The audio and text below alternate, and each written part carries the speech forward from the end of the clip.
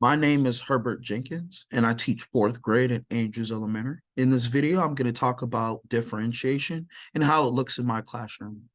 The Iris Center website defines differentiated instruction as an approach teachers use to adjust their instruction to maximize learning of all students, not just your average learners, but your ELO students, that's your English language learners, struggling students, students with learning disabilities, and even your gifted and talented students. Differentiated instruction is a framework that teachers can use to implement a variety of different strategies and methods, many of which are evidence-based. I'm also going to make reference to Carolyn Tomlinson, who's the author of Differentiation and the Brain. She says that differentiated instruction is common sense, and I really believe that if you're doing differentiation the right way, it should really flow, and it should just make sense. On her list of non-negotiables when it comes to differentiating instruction, you have to create an environment that is inviting for students. So building that environment, building up that relationship so that students want to learn. She also says that you need to make your curriculum more engaging. That way students will be working to understand, whereas they are just rote memorizing. You should also scaffold students, but also the power of formative assessments. Formative, I say it's for learning. So those formative assessments could be pretty much anything, but you're looking to see what students get and what they don't get. That is what you're going to use to drive your differentiated instruction.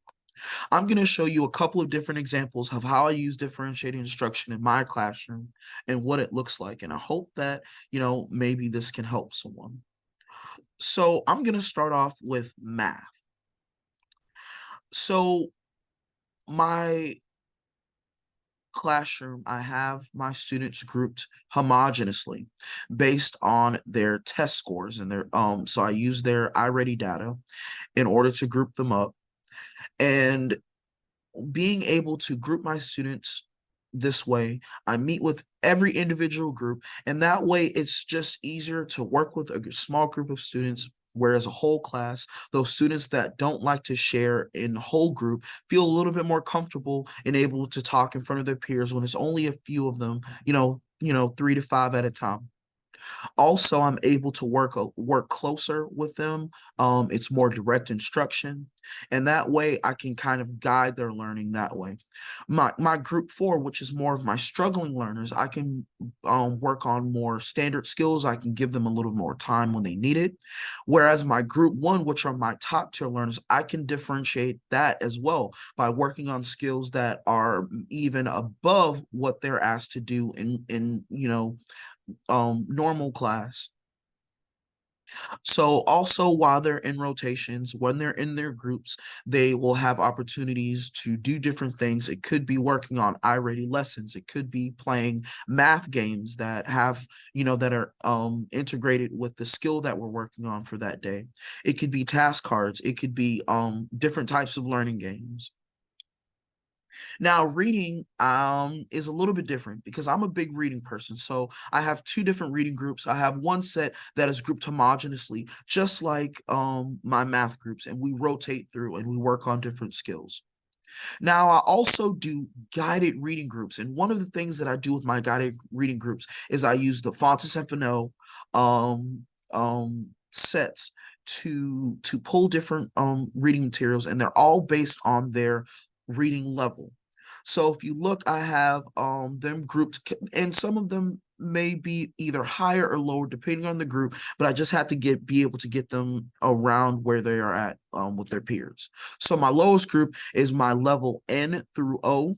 I have a level P, a level Q, a level S group, and then my highest group, which are my really high readers, are my level V. Now, differentiation is going to look different in each of these groups. In my lower group, they're going to be working on a lower level Lexile book. That way I can work on things like phonics. I can work on different vocabulary, morphology, grammar, different things like that, just by reading and listening to them read at their own pace and on their level. Whereas my higher group, whereas they don't have an issue with fluency or reading, but I can work on different things. It could be writing, it could be building that vocabulary. Because once you build that vocabulary, that comprehension is going to increase as well. So while they're in reading groups, they have, as you can see, they have different times that they will meet and come to me. That way I'll be able to listen to them read. I can work on things as they're reading, but I can also work on skills after they finish reading.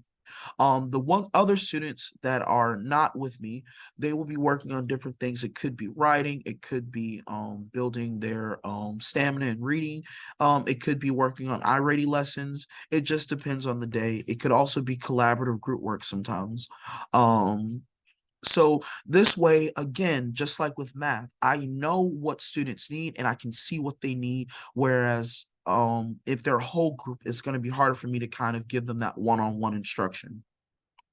Another way that I can differentiate instruction, just like when I was in that math group earlier, when you're working on groups, another thing that you can do if you're not at rotations yet, what you can do is if you're doing slate board work, look around.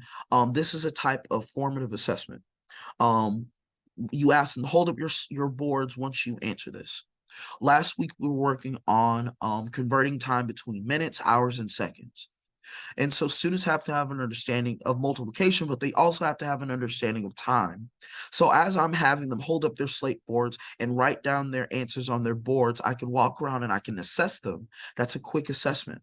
Once I see that, hey, these students are struggling with multiplications, I'm going to write that down on my clipboard, set them to the side. Then I've had, this student and this student, they can't tell time. So that's the moment when I can say, all right, I'm going to let you guys work on this. I need you three students to come to my back table, and I'm going to grab my big analog clock, and we're going to practice reviewing how to tell time. Your minute hand, your hour hand, counting by fives, and doing that. Then when I go back to whole group, then I can work on, okay, now that we all know how to tell time, now we can work on multiplication. Then we can work on converting from our minutes to our seconds, and our seconds to our minutes, and our minutes to our hours. So you just have to be able to find a way to include differentiation in your routine, in your classroom. Also make it engaging.